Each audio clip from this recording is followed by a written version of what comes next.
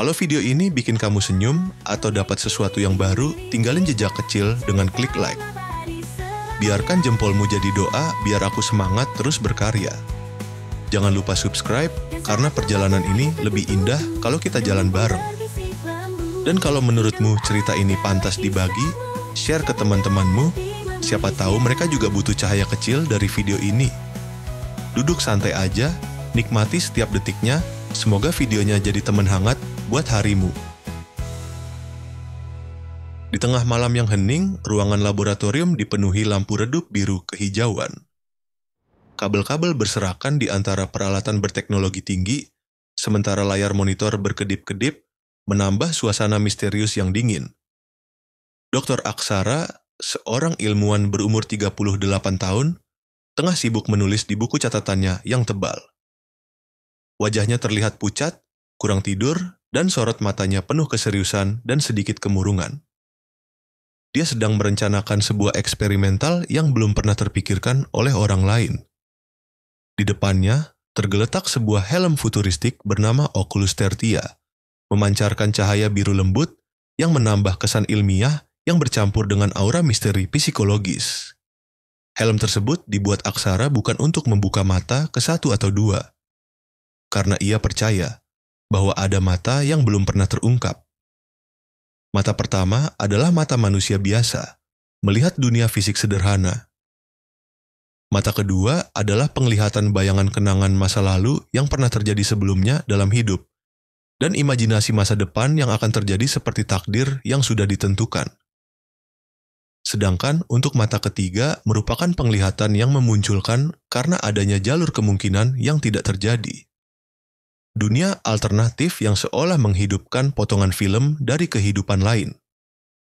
Hal tersebutlah yang membuat Aksara tertarik untuk melakukan eksperimen tersebut. Saat eksperimen pertama dimulai dokter, Aksara duduk di kursi logam, memakai helm Oculus Tertia yang menyala kebiruan. Mesin di sekelilingnya bergetar, lampu berkedip cepat, dan wajahnya tampak tegang. Dia pun diperlihatkan ruang galaksi kemungkinan-kemungkinan yang terjadi pada hidupnya. Setiap dunia tampak begitu hidup, seolah nyata. Aksara melihat berbagai kehidupan alternatif, sebagai pengusaha sukses, ayah dari anak kecil yang berlari ke arahnya, bahkan menjadi seorang gelandangan hidup sebatang kara. Transisi visual lainnya juga membawanya ke kemungkinan lain. Ia melihat dirinya sebagai musisi jalanan, dan dalam sekejap menjadi seorang pria matang yang telah menikah. Dr. Aksara akhirnya terbuai oleh kemungkinan yang ada di dunia lain. Setiap malam ia semakin kurus, matanya merah karena kurang tidur. Jurnalnya penuh dengan kata andaikan dan sketsa semesta lain. Ia menulis cepat di buku jurnalnya yang penuh coretan itu menunjukkan ekspresi obsesif. Helm Oculus Tertia tergeletak di meja, masih menyala ungu samar. Hari demi hari, Aksara makin terobsesi. Ia mulai merekam penglihatannya, menyusunnya seperti katalog kehidupan. Namun, suatu malam, sesuatu hal aneh terjadi. Aksara terbangun di ruang makan hangat. Di sana terdapat anak-anak dia di kemungkinan lain. Mereka duduk di meja makan bersama seorang wanita cantik berusia 35 tahun yang senang melihat kehadirannya. Dengan suara lembut, wanita itu memanggilnya suamiku. Sekejap kemudian semuanya berubah lagi. Dia kembali di laboratorium bersama istrinya tadi. Dalam pendengaran yang sunyi, istri dari versi dirinya berbisik, "Kau seharusnya tidak di sini." Dalam penglihatannya yang lain, versi dirinya yang lain bermunculan, mendekatinya. Semakin sering menatap Aksara dengan ekspresi marah, hingga satu versi berbisik dengan kalimat yang serupa, "Kau seharusnya tidak di sini." Semua ini menambah atmosfer yang gelap dan tegang, membuat Aksara menjadi sangat bingung. Realitas mulai retak, jalanan kota berubah setiap detik, gedung-gedung berganti gaya terus-menerus. Kota modern muncul bergelimang gangguan visual. Dan wajah orang seperti glitch. Ada yang berkata, "Aku tak pernah kenal kau." Dr. Aksara panik, berlari di antara kerumunan. Dia berlari menuju laboratorium. Aksara berniat menghancurkan helm Oculus Tertia dengan palu. tapi ramai orang yang telah berada di sana, dan lampu pun mati. Dalam aula gelap raksasa, ratusan versi Dokter Aksara mengitari dirinya. Mereka menatap dengan wajah beragam, ada yang tua, kaya, atau kumuh. Salah satu berdiri dan berkata dengan suara bergema, "Kau membuka pintu. Kini realitas kita saling menabrak. Dunia tidak bisa menampung semua kemungkinan. Hanya satu aksara yang boleh bertahan." Aksara dihadapi dengan dua pilihan. Menutup semua kemungkinan yang artinya dirinya terhapus, tapi satu aksara lain akan tetap hidup. Atau membiarkan semua kemungkinan terbuka dan semua versi aksara hidup, tapi dunia musnah. Dengan berat hati, ia pun memilih opsi pertama. Tiba-tiba muncul cahaya di bawah aksara.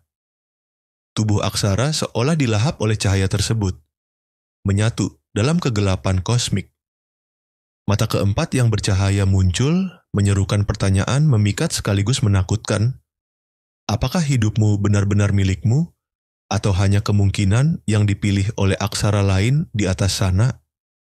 Aksara akhirnya lenyap dengan aksara yang lainnya. Karena mata keempat yang muncul tadi, aksara memikirkan pertanyaan terakhirnya, apakah kalian sadar kalau semua ini hanyalah eksperimen dari diri kalian yang lain? Di balik hutan gelap terbentang, ada rahasia yang menantang. Api menyala, angin berbisik, langkah kecil menuju takdir besar. Tak semua jalan lurus terbuka, ada luka, ada cahaya. Di setiap kisah yang penuh warna, tersimpan arti tentang jiwa. Ini dongeng tentang hidup, seru menegangkan namun indah. Kita jatuh, kita bangkit, menulis takdir dengan darah dan tawa. Dongeng ini milik kita, cerita yang abadi selamanya.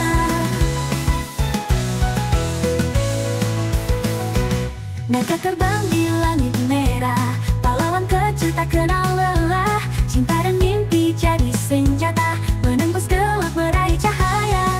Tak semua jalan lurus terbuka, ada luka, ada cahaya. Di setiap kisah yang penuh warna, tersimpan arti tentang jiwa.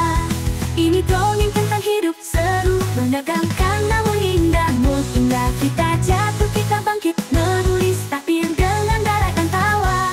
Dongeng ini milik kita, cerita yang abadi selamanya.